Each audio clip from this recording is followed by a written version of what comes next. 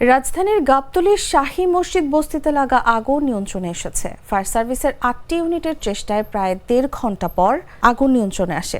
বুধবার দিনগত রাতে fire service নিয়ন্ত্রণ কক্ষের ডিউটি অফিসার রাকিবুল হাসান বলেন, রাত ৩টা ৮ মিনিটে গাবতলীতে অবস্থিত শাহী মসজিদ বস্তিতে আগুন লাগার খবর আসে। খবর পেয়ে সঙ্গে সঙ্গে ফায়ার সার্ভিসের ৮টি ইউনিট ঘটনাস্থলে পৌঁছে আগুন নিয়ন্ত্রণের চেষ্টা চালায়। রাত ৪টা ৩৬ মিনিটে আগুন নিয়ন্ত্রণে আসে। তবে প্রাথমিকভাবে আগুন লাগার কারণ ও হতাহতের কোনো খবর জানাতে পারেনি ফায়ার সার্ভিসের এই কর্মকর্তা। প্রচণ্ড ধোঁয়ার কারণে ফায়ার ফাইটার সদস্যদের আগুন নিয়ন্ত্রণে বেগ পেতে হয়। আগুন নিয়ন্ত্রণে ফায়ার সার্ভিসকে সহযোগিতার জন্য ঘটনাস্থলে ছুটে আসেন সেনাবাহিনীর সদস্যরা।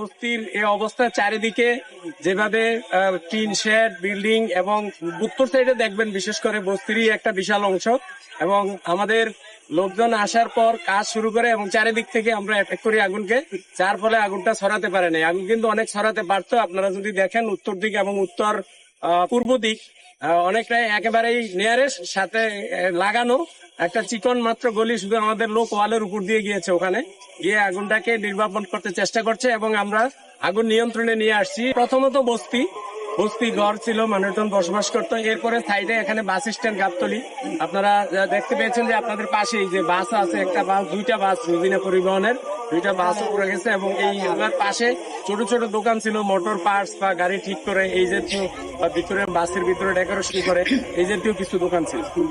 আর এখনো পর্যন্ত আমরা আহত বা নিহতের কোনো মেসেজ পাই নাই। আমাদের কাজ চলছে, কাজ শেষে আমরা আসলে সার্চ করলে বলতে পারবো যে আরো কোনো আহত নিহত বা অন্য কোনো সমস্যা আছে কি।